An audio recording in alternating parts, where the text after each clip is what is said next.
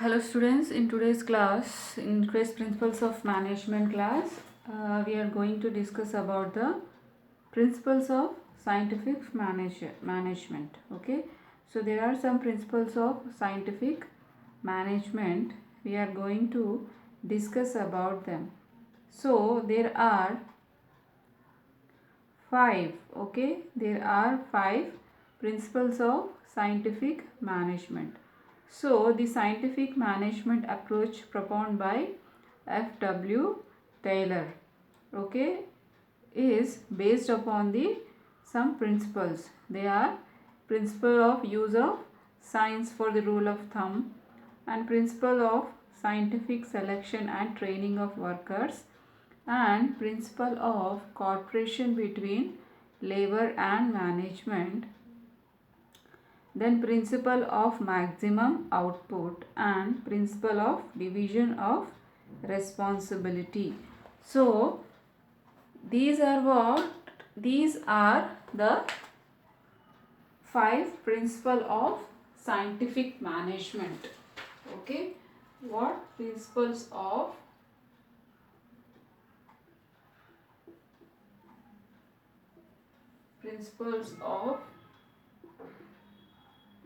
scientific principles of scientific management.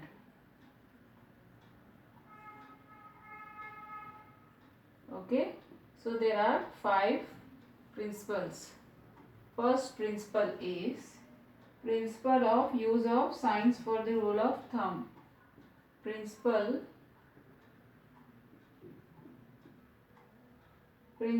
of use of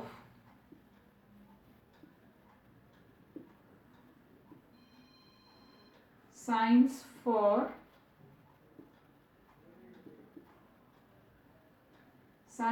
the rule of thumb.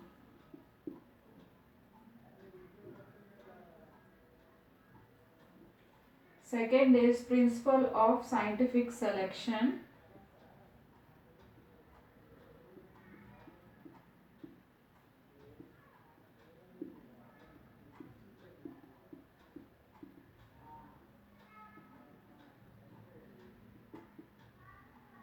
Scientific selection and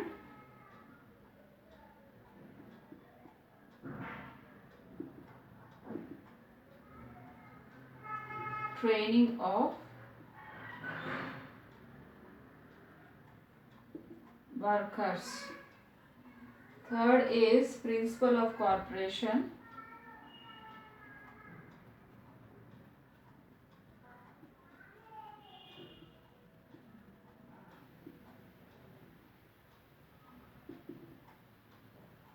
Principle of cooperation between labor and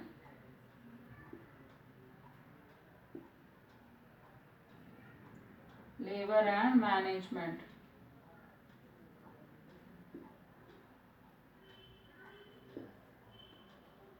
Then fourth is principle of maximum output.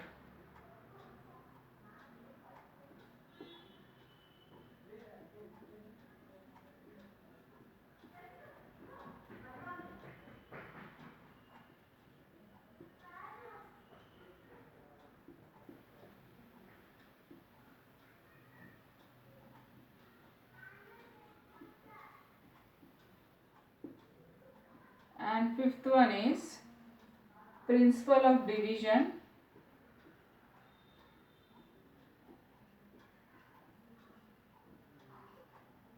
Principle of division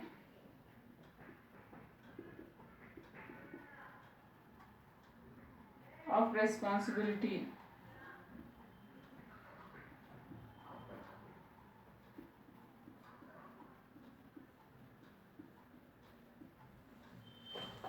Okay, principle of division of responsibility. So there are five principles.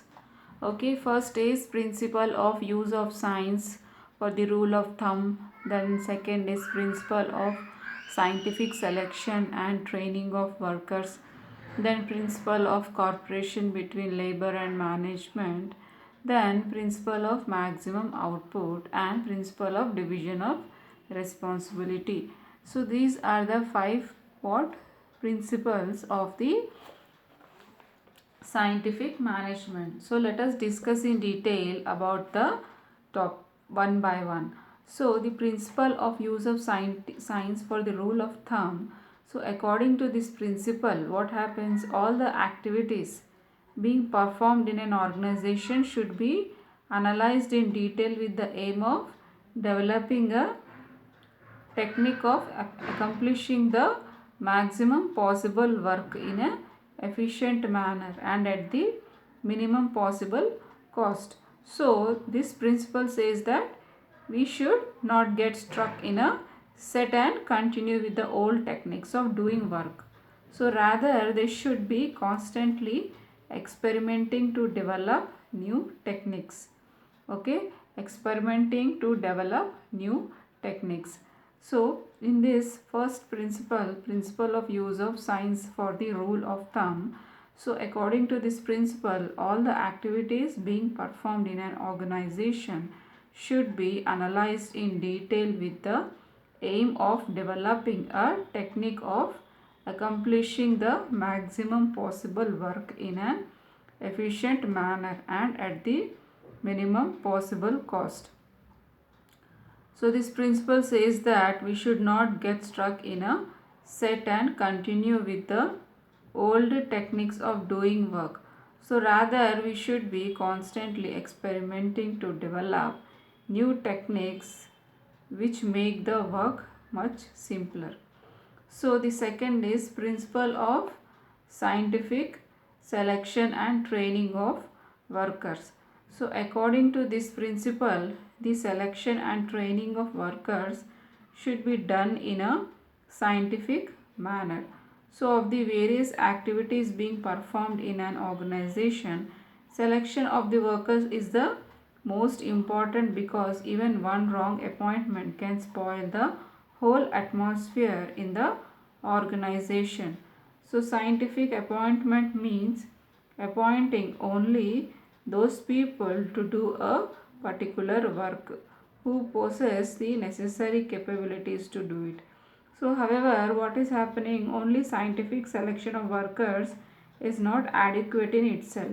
So the workers should also be imparted the necessary training from time to time. So proper training of the workers increases their efficiency and it benefits both the workers as well as the organization. So proper training and should be given to the workers. And another third is principle of cooperation between labor and management. So as per this principle, what happens, such an atmosphere should be created in the organization that labor and management consider each other indispensable. So labor should understand that it cannot proceed in its work without the existence of management, and management should understand that it has no identity without the existence of labor. So if such an atmosphere prevails in an organization, then both the parties would aim for the achievement of same goal. So and hence both of them will be successful in achieving the goals.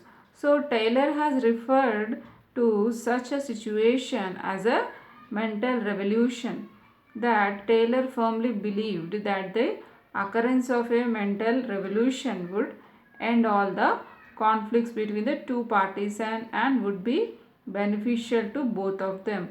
So as per this principle of cooperation between labor and management, that there should be a cooperation between the labor, the worker, and between the management, between the management team.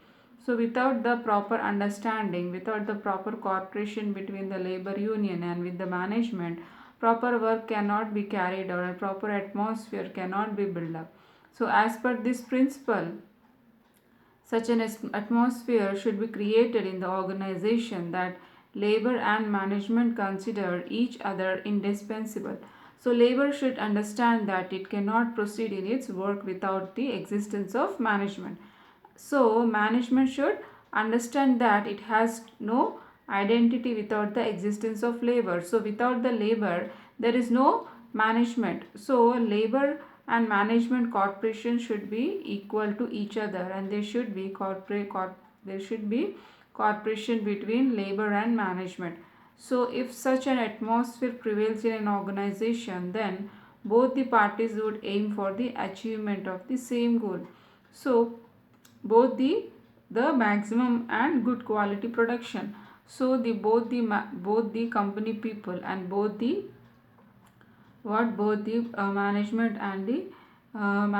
and the corporation team with the both with the what is happening is they would be doing the proper proper management between the principle of cooperation between labor and management. So Taylor has referred to such a situation as a mental revolution. So Taylor firmly believed that the occurrence of a mental revolution would end all the conflicts between the two parties and would be beneficial to both of them. So principle of maximum output. So what is this principle of maximum output? As per this principle, both the labor as well as management should make full efforts to produce the maximum output. So they should spare no efforts for the maximum utilization of the factors of production available in the organization. So what is this principle of maximum output? Okay, what is this principle of maximum output is, as per this principle both the labor as well as management should make full efforts to produce the maximum output. So they should spare no efforts for the maximum utilization of the factors of production available in the organization. So this will have a direct impact on the profits of the organization, and the organization will earn the maximum possible profits. So higher profits will result in higher wages for the workers and thus makes them more dedicated towards the organization. So this principle, as per this principle, both the labor as well as the management should make full efforts to produce the maximum output. They should strive to do the production for maximum output. They should see the for the production for the maximum output that the both labor and the management department should consider, and they should take the production responsibility. They should take the production responsibility together. So this principle, both the labor as well as management should make full efforts to produce the maximum output. So they should spare no efforts for the maximum utilization of the factors of production available in the organization. So this will have a direct impact on the profits of the organization, and the organization will earn the maximum possible profits. So higher profits will result in higher wages for the workers, and thus they make them more dedicated towards the organization.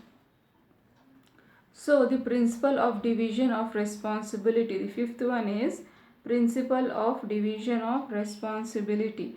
So according to this principle, the work of the organization and the related responsibilities should be clearly divided among the two main groups in the organization.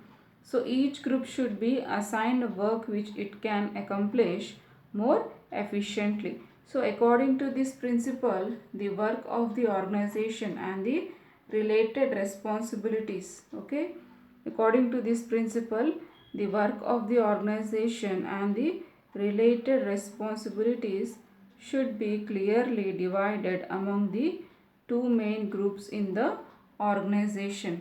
So each group should be assigned work which it can accomplish more efficiently.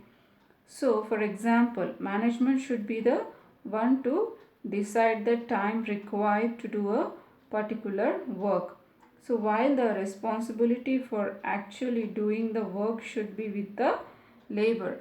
So, in this way, if the time required for doing the work is not properly determined, the manager would be accountable, and if the work has not been performed properly, the labor would be responsible. So, without the proper implementation of this principle, the credit for doing work efficiently would be divided among both the groups, and in case of any defaults, the responsibility would also be shared by both the groups.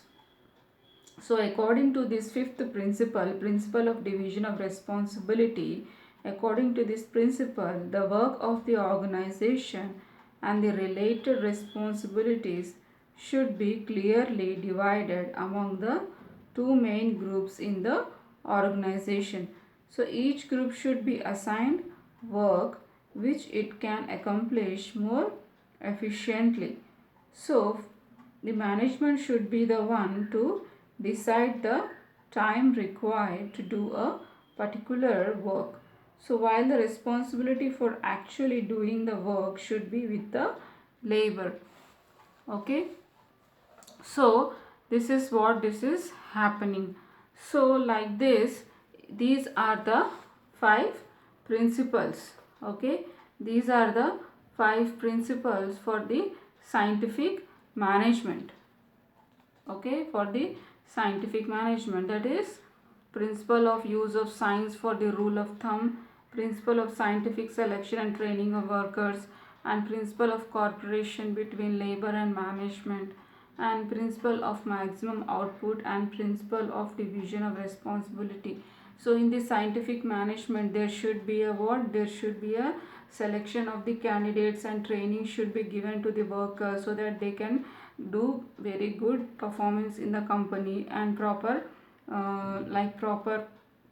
if the proper training is been given to the employees can work properly, and the employees can do the work very efficiently. And after this, if there is a cooperation between the labor and the management, okay, when there is a cooperation between the labor and the management, then what will be there will be a very good cooperation between them, and the maximum output can be given very good. And the principle of maximum output means there should be a as management should make full efforts to produce the maximum output. So they should spare no efforts for the maximum utilization of the factors of production available in the organization. So they should use all the factors and resources what are there in the organization properly for the proper production. Okay, for the proper production and for the maximum output. So this will have a direct impact on the profits of the organization, and the organization will earn the maximum possible profits. So higher profits will result in higher wages for the workers, and thus make them more dedicated towards the organization. So, principle of division of responsibility. So according to this principle, the work of the organization and the related responsibility should be clearly divided among the two main groups in the organization. So each group should be assigned work which it can accomplish more efficiently. Okay, so these are the principles of scientific management. Okay, the next topic is you have is what are the various techniques for scientific management. There are some techniques. Okay, there are some techniques for the scientific management, and there are some criticisms for the F.W. Taylor's contributions, and there are some benefits of the scientific management. So we will discuss what are the benefits of the scientific management. Okay.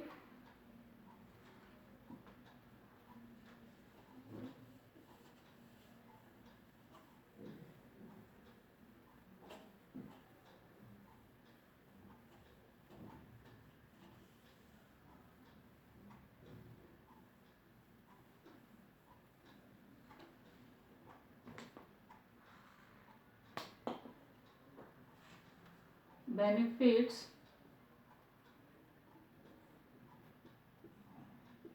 okay, benefits of scientific management.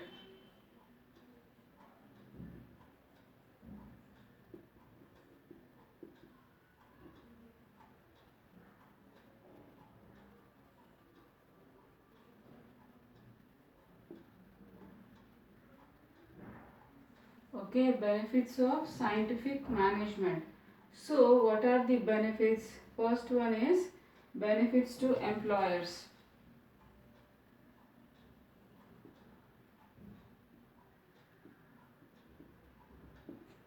Benefits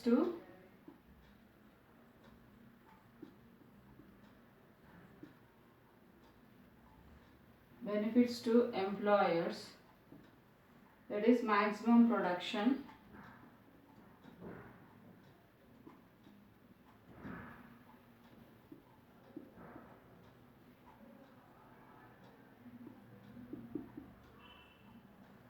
maximum production. Second one is industrial peace.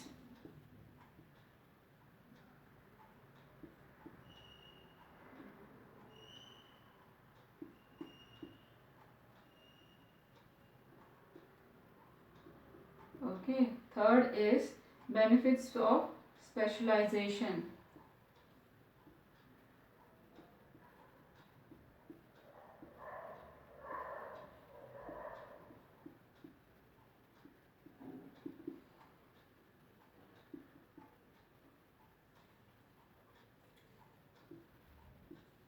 D is benefits to workers.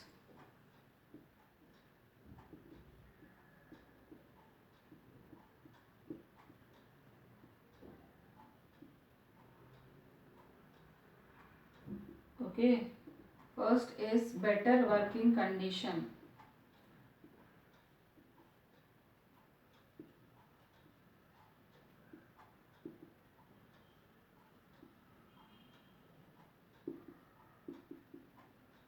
Better working condition.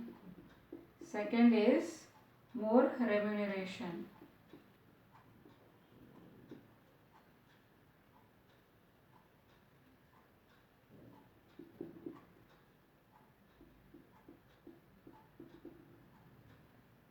And improvement in standard of living.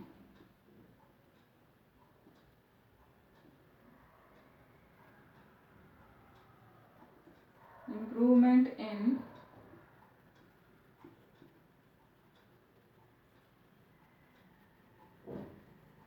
standard of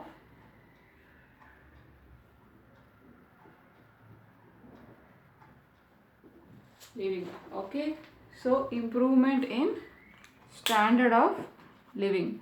Okay, so what is the benefits of scientific management? Okay, what is the benefits of the scientific management is A is benefits to employers. Second is first is in benefits to employers, first is maximum production, second is industrial peace, third is benefits of specialization.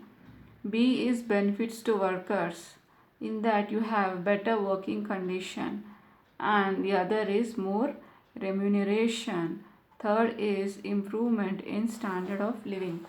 Okay, so scientific management is equally important to employers and workers and the society as a whole. Okay, so scientific management is equally important to employers and to workers and the society as a whole. So this technique of management believes in balanced development of all sections of society. Okay, so this technique of management believes in balanced development of all sections of society. So on this basis, the various benefits of scientific management can be grouped under what? Under three divisions. The first one is benefits to employers. Okay, benefits to employers. In that, first is what? Maximum production. So scientific management results in the some benefits to employers or owners of the businesses. So first one is maximum production. So what is this maximum production? The quantity of output is directly related to the efficiency of workers, and scientific management concentrates its efforts on increasing the efficiency of workers. So a few examples of such efforts are maintaining the working conditions at the workplace. So giving appropriate wages, providing proper facilities to workers to rest in case of fatigue, and routing the work among different workers in order to what? Retain their interest. So using the simplest possible technique of the work, what is happening? Providing proper training to workers from time to time in a in such a manner, production is increased by increasing the efficiency of workers, which results in higher profits for the owner of the businesses. Okay, owners of the businesses. So what is this maximum production? The maximum production is the quantity of output is directly related to the efficiency of workers, and scientific management concentrates its efforts on increasing the efficiency of workers. Second is industrial peace. So one of the main aims of scientific management is bringing about a mental revolution in the mindsets of the management and the workers. So there should be full cooperation among the two, and this removes only conflicts that may exist between the two. So such a situation automatically results in the establishment of what? Industrial harmony. So this industrial peace is very much important, because the industrial peace, if there is no industrial peace, then there will be a rival, there will be a divisions among the groups. So one of the main aim of the scientific management is what? Is bringing about a mental revolution in the mindsets of the management and the workers. So there should be full cooperation among the two. So and this removes any conflict that may exist between the two. So such a situation automatically results in establishment of industrial harmony. So the benefits of specialization. So scientific management involves breaking up the complete work into many small parts. So what is this scientific management involves? Third one is what? Benefits of specialization. So scientific management involves breaking up the complete work into many small parts. So which each part being assigned to a person who is an expert in performing. So the scientific management involves breaking up the complete work into many small parts, with each part being assigned to a person who is an expert in performing it. So this results in more and better work being accomplished in much lesser time, which is one of the main benefits of specialization. So what are the benefits of specialization? Scientific management involves breaking up the complete work into many small parts, which each part being assigned to a person who is an expert in performing it. Second is benefits to workers. Okay, second is benefits to workers. So the adoption of a system of scientific management has what? Has the following benefits. So what are the second one benefits to workers? It is first is better working conditions, second is more remuneration, third is improvement in standard of living. That is, first is what? Better working condition. So scientific management involves the maintenance of proper cleanliness and ventilation at the workplace, and also making adequate arrangements for the safety of workers. So this better working condition in this scientific management involves the maintenance of proper cleanliness and ventilation at the workplace and also making adequate arrangements for the safety of workers. So all this has a favorable effect on the health of the workers. Second is more remuneration. More remuneration. What is the meaning of remuneration? More remuneration means it is giving the salary. So scientific management involves on one hand the provision of proper working conditions and on the other hand implementation of different wage system. So both these factors motivate the workers to work harder and in doing so they earn more wages. So more remuneration means working more and giving the more remuneration. And the third one is improvement in standard of living. So the two main requisites of a good standard of living are money and peace. So scientific management provides workers with both these things.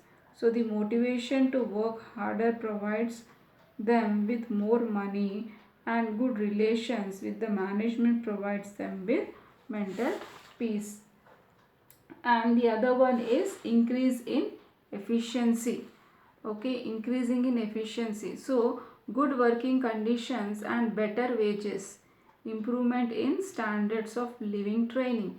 So such factors which increases the efficiency of workers to the maximum. So the reward earned by the workers by the working with more efficiency, it motivates the workers to work even harder, and in this manner the cycle continues.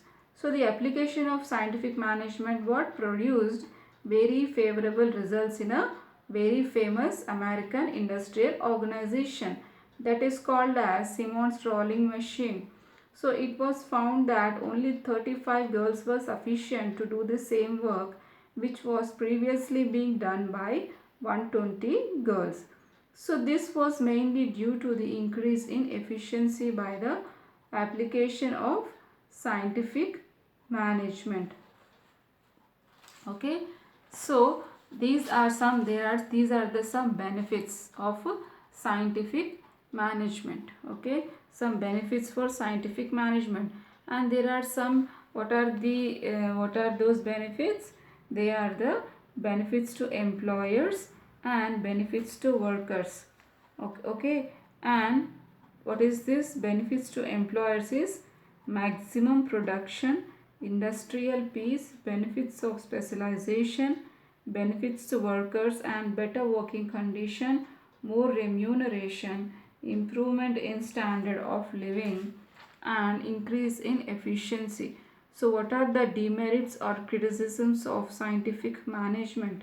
It is, even though the advent of scientific management resulted in a revolution in the industrial world, which resulted in a unprecedented. So there are some merits, and we have discussed the merits, and now we will discuss about the demerits. Demerits of the scientific management.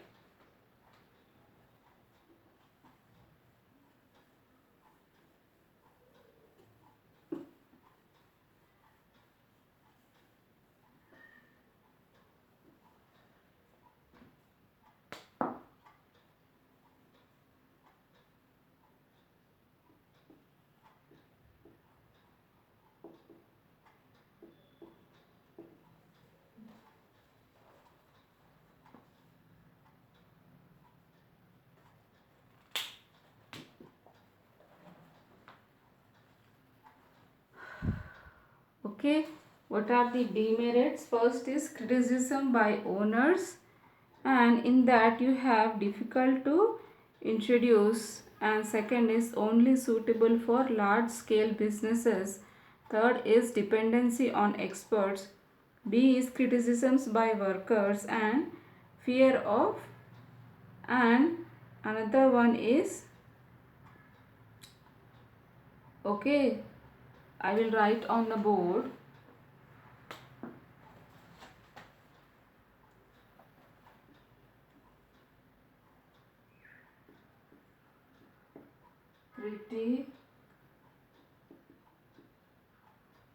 Criticisms by owners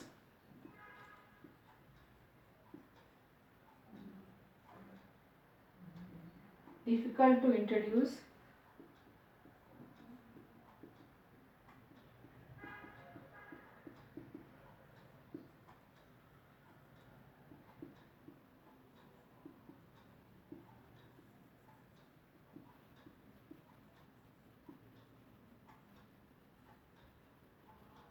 difficult to introduce.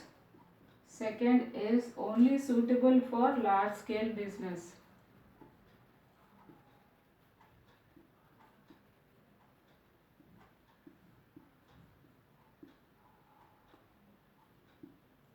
Large scale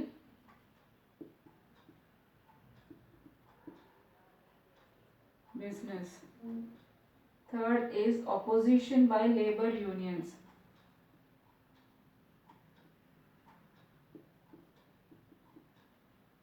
Opposition by labor unions. Other one is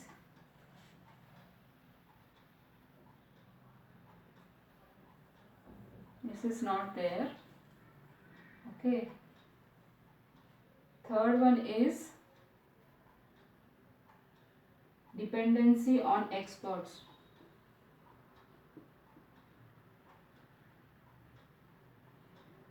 Dependency on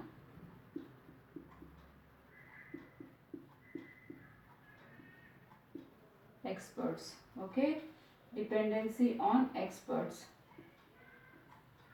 B is criticisms by workers. Criticisms by workers. First is fear of retrenchment.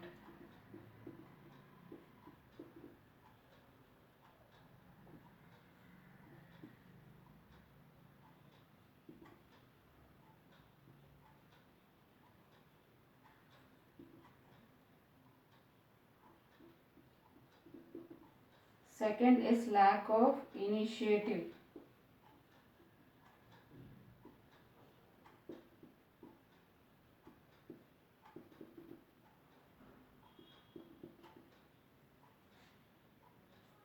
Third is opposition by labor union.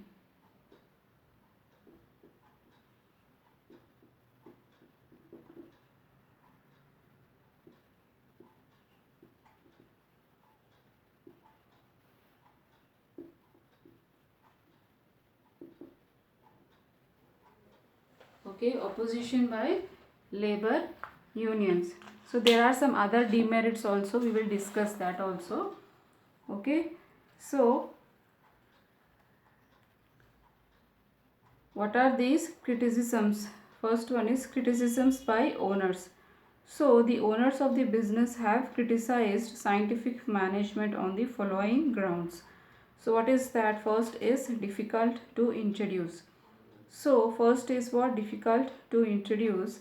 Implementing a system of scientific management in place of the old tried and tested system is not an easy task. So it requires a complete change in the structure of the organization and also results in frequent interruptions in the production process. So it can be said that implementing a system of scientific management is very long and tedious process. So second is only suitable for large scale business. So since this is a very complex and expensive system to implement, it can be implemented only in large scale organizations. So in other words, it is not economically feasible to implement the system of scientific management in a small scale organization. So this, what is third is dependency on experts. So this system requires the appointment of experts in order to take benefits of their experience and expertise. So all the work in the organization is done according to the instructions of experts only. So over a period of time, the owners of the business and the workers become what? So dependent. Okay. So the remaining demerits topic we will discuss in our coming classes. So hope you have understood this topic. If you have any problem, let me know, and I will continue this demerits topic in the coming next class.